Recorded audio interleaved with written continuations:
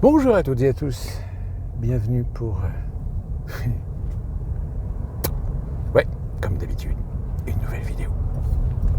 Alors, dans la précédente vidéo, il y en a un d'entre vous qui m'a posé ce postulat. Long commentaire, je crois que c'est Pierrot, quelque chose comme ça. Excusez-moi si j'écorche votre pseudonyme. Concernant l'Ukraine, alors vos questions sont tout à fait légitimes. Malheureusement, je vous ai répondu, mais voilà, actuellement, on attend de voir. On attend de savoir ce qui va être décidé. Oui, Donald Trump, avant même qu'il prenne ses fonctions, il l'avait dit. Il avait dit de toute façon, l'Ukraine, il va falloir arrêter. Aux grandes dames d'ailleurs de l'Europe, qui dit oui, Donald Trump, pro-russe, pro-Poutine, il veut vendre l'Ukraine à la Russie, blablabla. Bah oui, mais le problème, même si c'était le cas, dans leur exagération habituelle, qu'est-ce que vous voulez faire en Europe? Vous n'avez pas d'armée. Ou là, vous allez demander à qui? À la Pologne, à l'Allemagne, à la France, d'envoyer leur armée en Ukraine? Sous quel statut? Non, parce que je rappelle quand même qu'il y a un truc qu'on appelle la loi internationale. D'accord? Le droit international. C'est-à-dire, le droit international, c'est un truc qui, normalement, ne te permet pas de faire ce que tu veux. Par exemple, tu n'as pas le droit d'attaquer un État souverain. Ou alors, il faut que tu donnes une raison. Ou alors, il faut que tu lui déclares la guerre. Or, je rappelle, pour ceux qui auraient oublié, que la Russie et l'Ukraine ne sont pas dans un statut de déclaration de guerre. C'est la Russie qui a envahi l'Ukraine. Ou qui a attaqué l'Ukraine, si vous préférez. Sauf qu'à partir du moment où un pays attaque un autre pays, le droit international, la communauté internationale est censée agir. Or, là encore, qu'est-ce qu'on a planqué sous le tapis? Le fait qu'il n'y avait pas d'accord avec l'Ukraine. L'Union européenne n'a pas d'accord, l'OTAN n'a pas d'accord, il n'y a pas de traité, si ce n'est l'ONU qui... mais l'ONU, pareil, à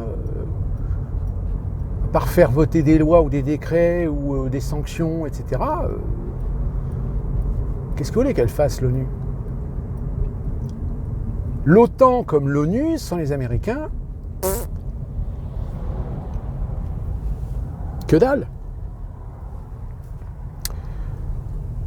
Donc l'Ukraine, si vous voulez, alors oui, dans les précédentes vidéos, je vous avais dit, de toute façon, c'est clair qu'il y a un moment donné où on va arrêter de financer un truc qui ne marche plus. Alors quand je dis un truc qui ne marche plus, c'est-à-dire qu'on a financé l'Ukraine à coups de milliards, aussi bien en Europe qu'aux États-Unis, alors surtout aux États-Unis, parce que aux États-Unis, il y a à peu près 80% des sommes qui étaient allouées qui ne sortaient pas des États-Unis, puisqu'en réalité, les sommes étaient utilisées pour acheter du matériel qui était ensuite envoyé en Ukraine. Oui, parce que on veut bien filer des milliards à l'Ukraine, mais il faut que ça fasse tourner l'économie de nos entreprises. Logique. L'Europe, c'est pareil. Quand l'Europe file des milliards à l'Ukraine, c'est parce que derrière, ce sont des entreprises européennes qui vont facturer. Si l'Europe n'avait pas d'industrie militaire, d'armement, etc., croyez bien que les montants qui ont été alloués à l'Ukraine n'auraient jamais été aussi élevés. Pourquoi? Parce qu'aucun pays de l'Union européenne n'aurait été d'accord pour filer autant d'argent à l'Ukraine sans qu'il y ait quand même un bénéfice en retour. Qui est ce qu'on appelle un retour sur investissement. Oui, non mais... Arrêtez de déconner 2 minutes. Vous croyez qu'on file de l'argent comme ça aux gens sans contrepartie? Non mais vous êtes fous. On veut bien faire la charité, mais quand même. C'est comme Gaza. Je veux dire, si vous aidez Gaza, si vous filez des millions et des millions d'euros, de dollars à Gaza, c'est que derrière, vous vous accordez quand même un accord de principe que, une fois que la guerre est finie, une fois que les Israéliens ont fini de tout démolir, vous quand même mettrez nos entreprises de BTP en en avant, en priorité.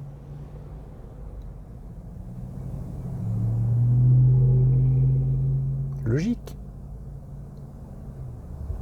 Et d'ailleurs, je pense qu'il va être très intéressant à un moment donné, quand Gaza, ou enfin cette histoire se sera calmée, pas demain la veille, mais quand il va falloir reconstruire Gaza, ce qui sera intéressant, c'est de savoir comment s'intéresser au montage financier. Qui va payer? Qui va reconstruire? Quelles sont les entreprises qui vont en avoir le bénéfice? Et bien l'Ukraine, c'est pareil. Sauf que l'Ukraine, c'est déjà chasse gardée. L'Ukraine, vous avez des entreprises dans différents secteurs qui ont déjà signé des accords de principe pour être en exclusivité sur le marché ukrainien. Alors je ne reparle pas de Vanguard, de BlackRock, sur les achats de terres agricoles, etc. Alors, ouais, il y en a qui vont me dire, oui, mais non, en fait, il y a une loi qui existe, je voulais déjà parler de cette loi, je vais en reparler maintenant, pour ceux qui arrivent, pour ceux qui découvrent. Il y a une loi en Ukraine qui interdit les entreprises ukrainiennes de se vendre à des pays étrangers. Donc, les coopératives ou les fermes agricoles, toutes les activités agricoles, etc., n'ont pas le droit de se vendre à des entreprises étrangères. En revanche, tu as parfaitement le droit de vendre à des entreprises ukrainiennes, mais des entreprises ukrainiennes qui, évidemment, sont en fait maquées avec des entreprises américaines. Donc c'est normal. Ça fonctionne comme ça. Ce qui est assez intéressant, en revanche, c'est de voir Zelensky. Zelensky, on voit bien qu'il est pas tranquille. Il sent que c'est la fin. C'est la fin, pourquoi? Parce que, comme je vous l'avais dit, il ne va pas y avoir assez de chair à canon. Et donc, quel est l'intérêt de continuer à envoyer des armes, des munitions, des chars, des avions, des machins, etc. Je rappelle que les avions, l'Ukraine n'a quasiment pas de pilotes. Donc les pilotes, il faut les former. Je rappelle, pour ceux qui ne savent pas, un pilote de chasse, ça ne se forme pas en 6 minutes, ou en 3 mois, ou en 6 mois. Un pilote de chasse, aguerri, c'est au moins minimum 2 ans. Et vous croyez réussir à faire piloter des avions à des Ukrainiens après 6 mois ou Non. Le pauvre gars, il va arriver sur le terrain, la première mission qu'il va faire, il va se faire dézinguer. Alors, c'est pour ça qu'ils font des missions, mais des missions uniquement dans des endroits où ils savent qu'il n'y a pas de risque que de se faire descendre. Mais en face, vous avez quand même des MiG avec des pilotes russes qui sont des pilotes quand même aguerris. Donc c'est facile à dire, oui, regardez, les avions de chasse ukrainiens réussissent des missions. Oui, mais enfin, c'est des missions pas franchement à risque. Pareil, il y a tout l'aspect de communication, de propagande, LCI, par exemple. La chaîne russophobe. Moi, LCI, je l'appelle la chaîne russophobe. Parce que pour laisser parler des gens de la façon dont ils parlent, des Russes, il faut être russophobe. Obligatoirement. Pas de demi-mesure, rien. C'est comme ces gens, quand tu leur dis, oui, mais enfin, bon, l'Ukraine, c'est compliqué parce que on a quand même mis de l'huile sur le feu avec Maïdan, les révolutions oranges, on a quand même réussi à faire monter certains nationalismes au point de détester les Ukrainiens russophobes qui ont commencé à s'en prendre plein la gueule. On va te dire que c'est faux. C'est faux, c'est des fake news. C'est des fake news qui viennent du Kremlin. Oui, bien sûr, oui. C'est les 15 000 morts, je crois. 15 000 morts du Donbass, c'est de la fake news.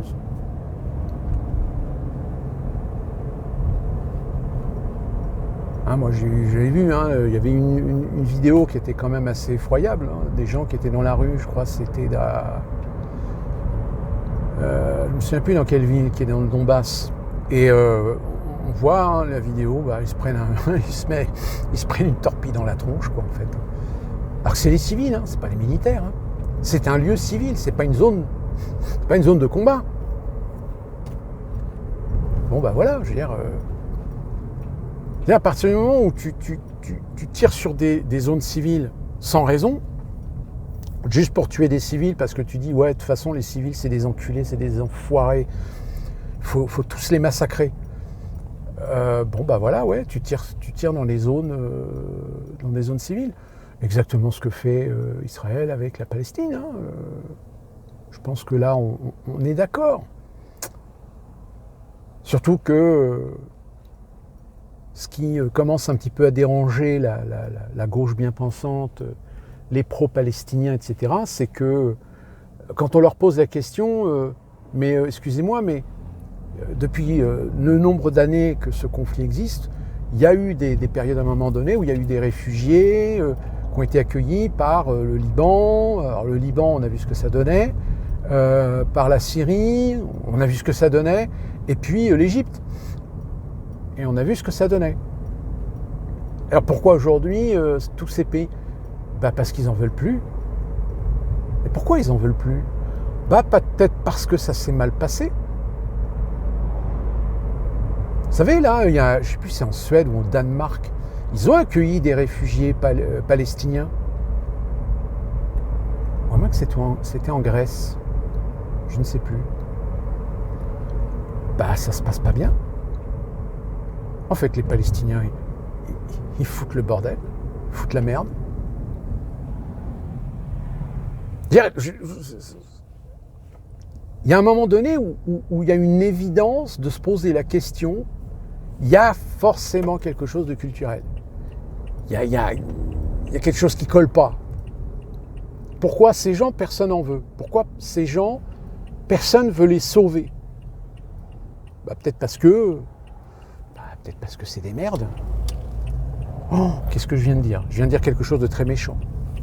Je viens de faire un amalgame sur tout un peuple en disant, ouais, mais évidemment que on ne peut pas mettre tout le monde dans un même panier, mais dans un peuple, vous le savez, dans tous les peuples, dans toutes les diversités, dans toutes les religions, vous avez des gens qui sont très respectables, très honorables, comme vous avez des profondes merdes, des connards. Sauf que les connards, ils sont plus visibles que les gens notables, et c'est eux qui, généralement, donnent une mauvaise réputation au genre, à l'ethnie, à la religion.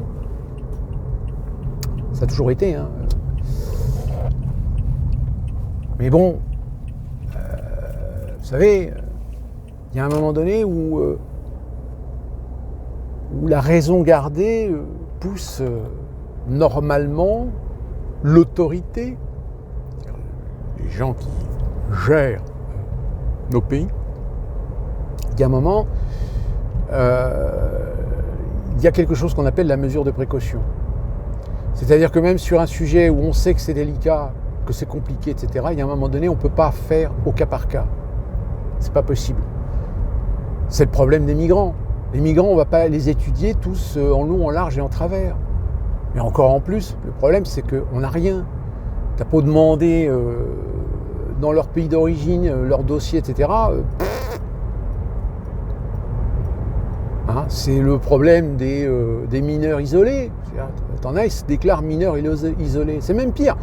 Il y en a aujourd'hui qui voudraient interdire qu'on fasse une analyse osseuse pour savoir si la personne est vraiment mineure, c'est-à-dire que c'est vraiment un adolescent, ou si au contraire c'est quelqu'un qui est déjà un adulte. Je sais pas, les gens qui voudraient interdire ça, c'est qu'ils sont conscients que, oui, il y en a peut-être qui ne sont pas du tout mineurs. Mais voilà, je veux dire, Donc tout ça pour revenir aux Palestiniens, oui, il y a peut-être un problème avec certains Palestiniens. Pas tous, hein, mais certains. Tu leur tends la main, ils te crachent dans la main. Vous comprendrez que quand vous avez des pays qui tendent la main mais qui se font cracher dessus, bah, ils n'ont pas envie d'en prendre plus. Hein. Au contraire, hein. Ils disent oh lolo, oh lolo, hé, allô, Tel Aviv. Si vous, entre nous, hein, comme ça, si vous pouviez.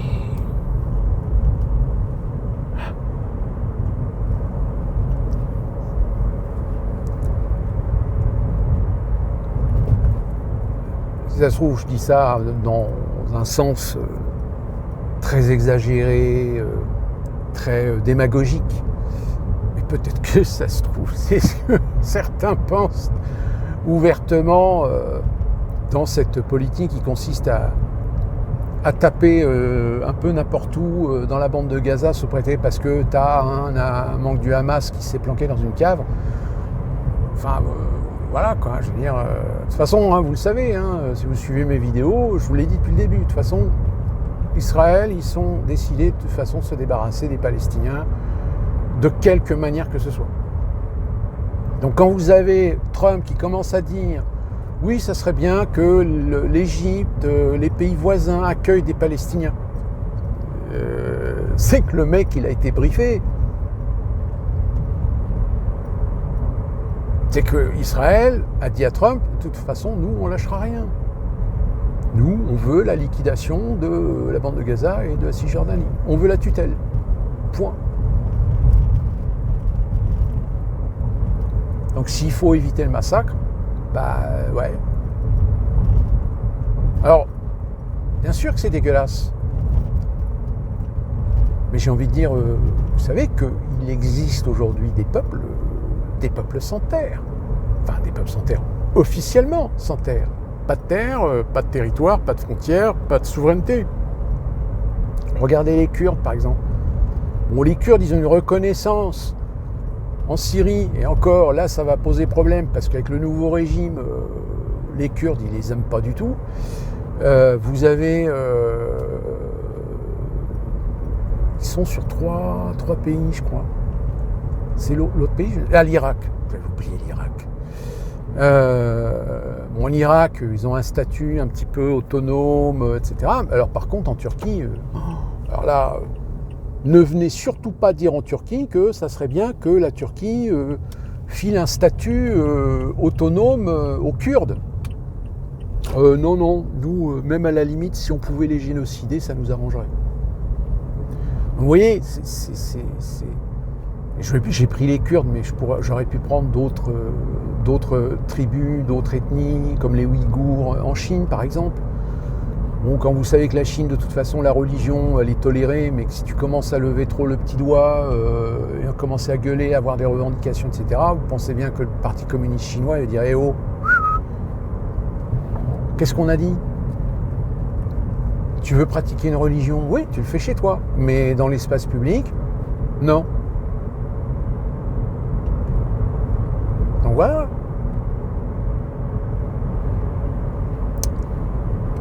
Donc l'Ukraine, en fait, je ne peux pas vous dire. Je ne sais pas vous dire comment ça peut se terminer. Alors je vous rappelle, moi, ce que je vous disais, c'est que Trump va faire pression de telle manière à ce qu'il y ait un accord où la Russie conserverait donc la Crimée et le Donbass. On fait une délimitation, une sorte de ligne de démarcation un peu à la coréenne pour bien séparer les deux. Et puis l'Ukraine, on demande à Poutine, bon bah écoute, voilà, tu gardes les terres, mais par contre en échange, nous on veut une garantie que tu ne vas pas réattaquer l'Ukraine dans les 2-3 ans, etc. Donc on sait que l'OTAN, ok, mais à la limite au moins accepter que l'Ukraine rentre dans l'Union européenne. Alors bon, je ne vous dis pas, hein, si l'Ukraine rentre dans l'Union européenne, alors la facture que vous allez payer.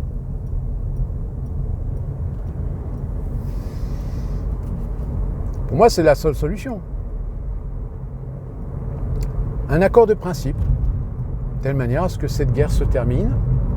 Bon, par contre, Zelensky, soit il accepte le deal, soit il dégage.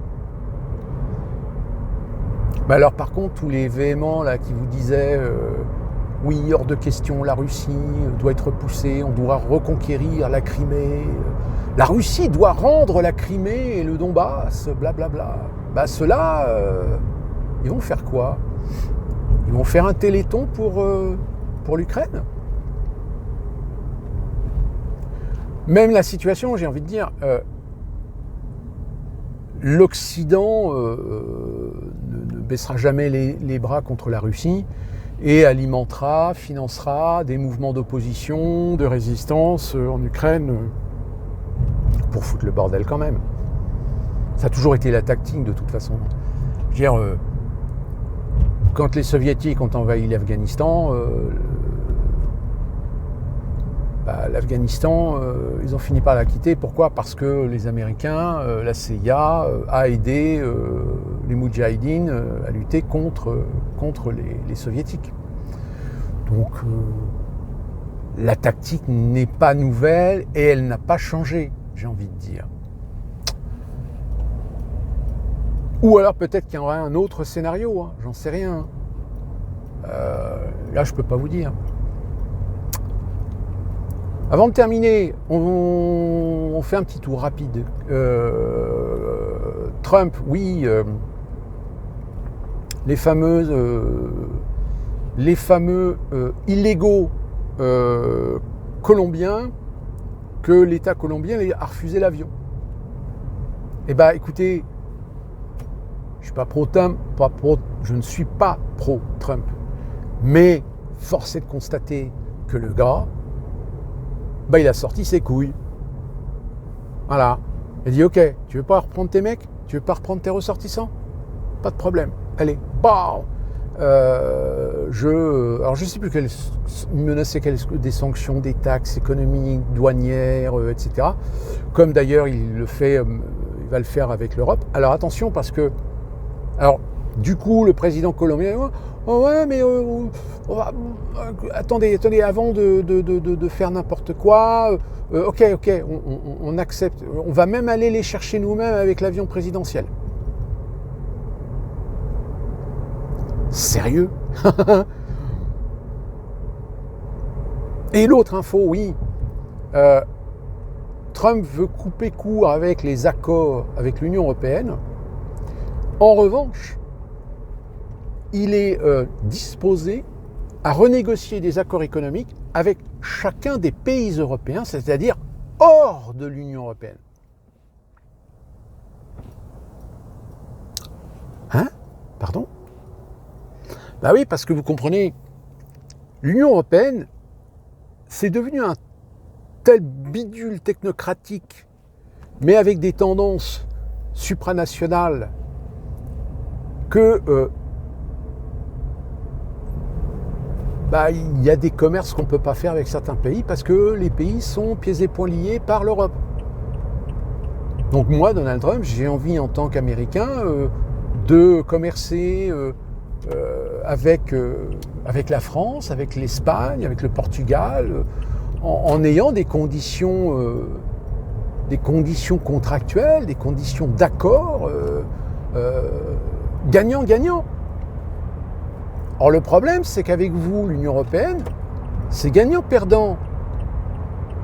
C'est-à-dire que au final, on se pose la question si vous ne jouez pas contre l'intérêt des pays membres. Enfin, certains pays, eux, ils gagnent, mais d'autres... Donc, du coup, Donald Trump, il veut renégocier des accords, mais voilà, pays par pays, et non plus avec l'Union européenne. Alors, ce que, logiquement, est tout à fait légal. Je veux dire, l'Union européenne ne met pas sous tutelle tous les pays, et obligatoirement, tous doivent se négocier avec l'Union européenne. Chaque pays, comme la France par exemple, François Asselineau a dit nous avons en France des accords économiques, des accords de libre-échange avec un certain nombre de pays étrangers hors Union européenne. Mais l'Union européenne, elle veut réguler ça. À titre d'exemple, les problèmes qu'il y a aujourd'hui dans les îles Martinique, Guadeloupe, etc., tous les départements outre-mer, territoires outre-mer, etc., où la vie est très chère. Pourquoi ? Parce que tout simplement, la France ne peut pas s'extirper du marché européen. Il n'y a pas d'exception. Donc du coup, l'importation, elles viennent d'Europe. C'est-à-dire que ces îles qui pourraient faire importer les produits des pays les plus proches, où ça reviendrait moins cher, oui, mais le problème, c'est que c'est des pays avec lesquels on n'a pas d'accord économique. Comment ça, vous n'avez pas d'accord économique ? On s'en fout. Non, on n'a pas d'accord économique parce que ça passe par l'Europe. Non, mais l'Europe, on l'emmerde. Ah, mais on ne peut pas parce qu'on a signé les accords, on a signé des traités. Donc, du coup, quand on a signé des traités, on ne peut pas négocier de notre côté avec d'autres pays étrangers, en dehors de l'Union européenne. Donc quand vous entendez Donald Trump qui dit oui mais non en fait l'Europe vous me faites chier, moi maintenant je veux pouvoir négocier mes accords directement avec chaque pays. Là vous vous dites ok, l'Union européenne, dont d'ailleurs Van der Leyen a signé un accord, non plus avec Pfizer mais avec Moderna, à cause de je ne sais plus combien de milliards. Bon, par contre, il y a une info qui est tombée.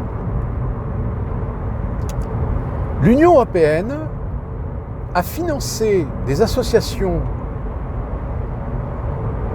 écologistes pour faire du lobbying auprès des députés du Parlement européen. Pardon ? C'est-à-dire que des gens à la Commission européenne ont accepté de financer, de subventionner des associations qui font du lobbying au Parlement européen pour essayer de convaincre des parlementaires de suivre les lignes idéologiques écologiques. Alors, apparemment, c'est pas illégal. Mais moralement, c'est totalement dingue. C'est-à-dire qu'au sein même des institutions, la Commission européenne fait de l'influence via des financements sur des associations, ou des groupes, ou des think tanks, comme on les appelle, pour essayer de convaincre des oppositions au sein du Parlement de voter un certain nombre de lois.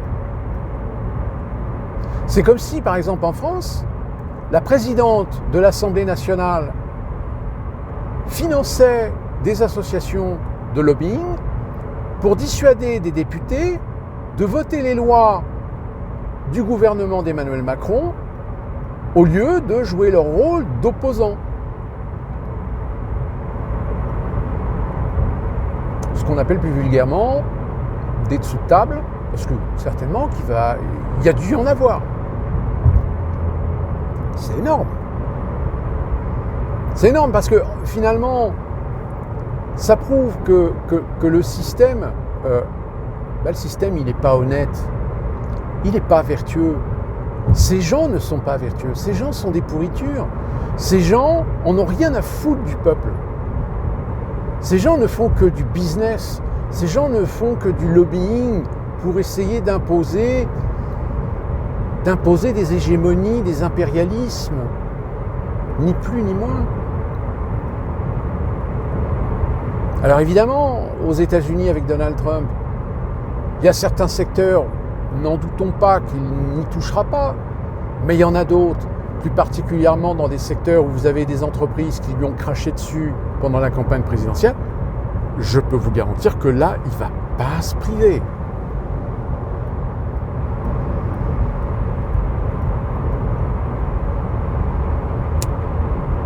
Autre revers, l'effet qui se coule de Donald Trump. Vous avez Bill Gates, dans une interview récente, qui a avoué que, oui, aller chez Epstein, sur son île, c'était une bêtise. J'aurais pas dû le faire. Attends, depuis le nombre d'années qu'on te dit, qu'on sait que tu y as été, mais que tu as toujours démenti, Alors qu'il y avait des photos. Et là, aujourd'hui, mea culpa.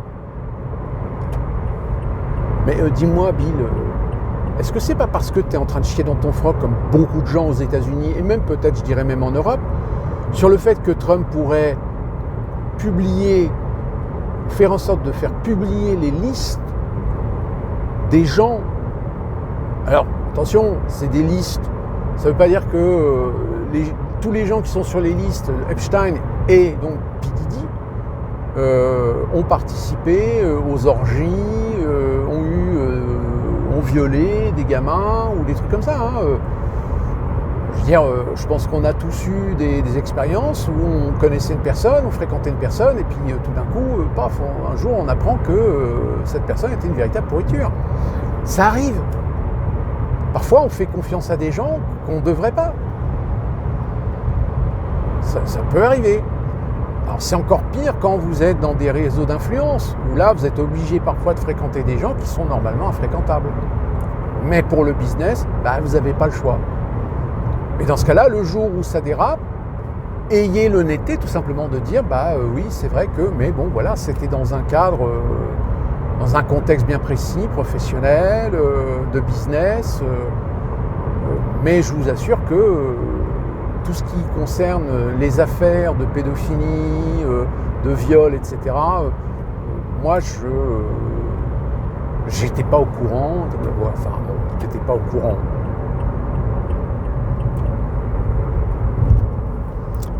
Ah non, mais vous savez, pendant la campagne présidentielle, mois de novembre, octobre-novembre, je vous avais dit attention, Trump il dit beaucoup de choses, comme Elon Musk. Ça ne veut pas dire qu'une fois qu'ils vont être au pouvoir, une fois qu'ils vont être à la Maison Blanche, qu'ils vont faire ce qu'ils sont en train de dire. Et peut-être que là,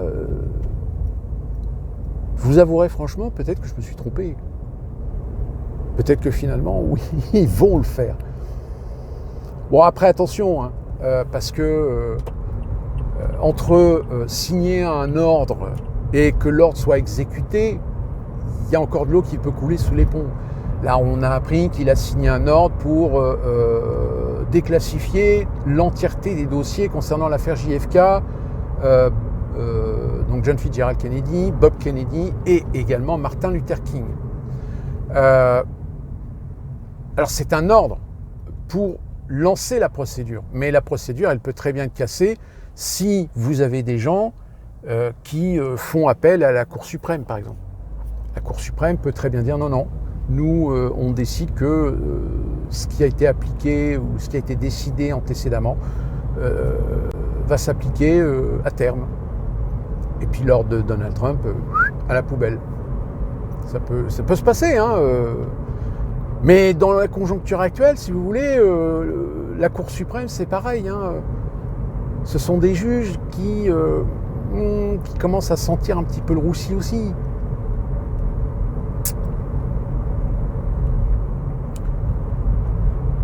Donc oui, alors bon, les migrants, alors comme je l'avais dit, attention parce qu'il y a aussi le problème avec le Canada.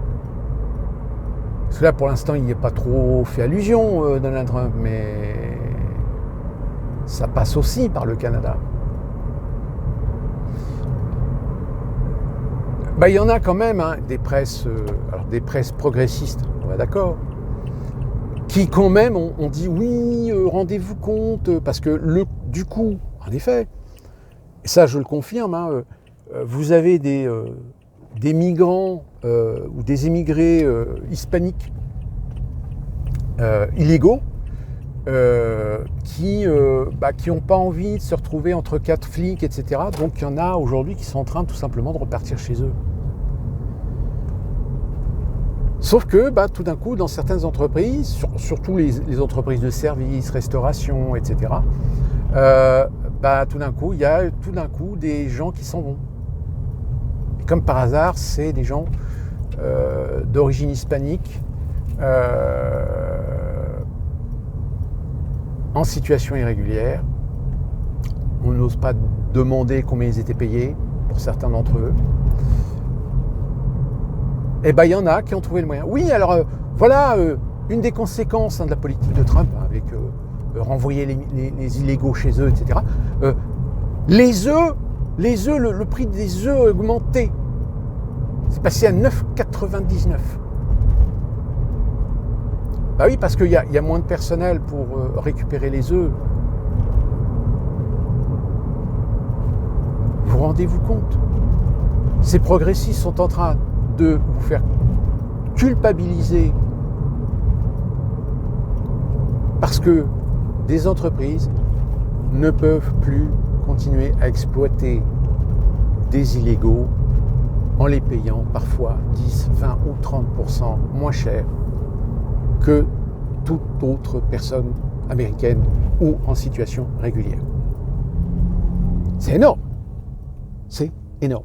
Mais je vous ai dit, de toute façon, les progressistes, ils sont en train de péter un plomb et de dire n'importe quoi. Donc voilà, sur les vidéos, je vous donne quelques éléments complémentaires par rapport à ce qui a déjà été dit sur des précédentes vidéos. Et puis sur l'Ukraine, voilà, moi je vous dis, on va voir ce qui va se passer.